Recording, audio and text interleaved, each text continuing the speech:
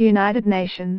The U.S. Ambassador to the United Nations Nikki Haley has praised the courage of Iranian demonstrators, saying they were spontaneous, not driven by outside forces.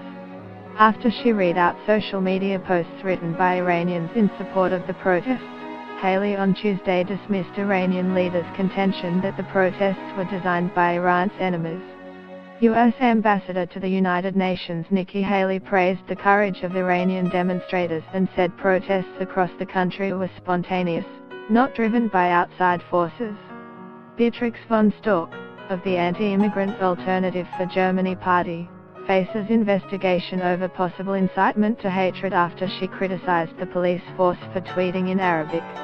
The festive season seems to have come to an abrupt halt in Britain, where a number of surveys point to a deteriorating outlook amid growing uncertainty over Brexit.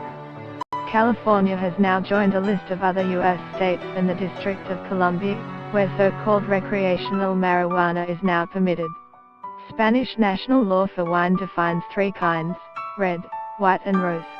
But one winemaker is fighting to have his unconventional drink recognized. Israel's intelligence minister voiced encouragement for Iranian anti-government protesters as Iranian state TV reports 10 protesters were killed on Sunday. North Korea's leader Kim Jong-un had a warning for the US but an olive branch for South Korea during a New Year's Day address to the nation. US Ambassador to the United Nations Nikki Haley praised the courage of Iranian demonstrators and said protests across the country were spontaneous, not driven by outside forces. "We all know that's complete nonsense," she said. "The demonstrations are completely spontaneous. They are virtually in every city in Iran. This is the precise picture of a long-oppressed peoples rising up against their dictators."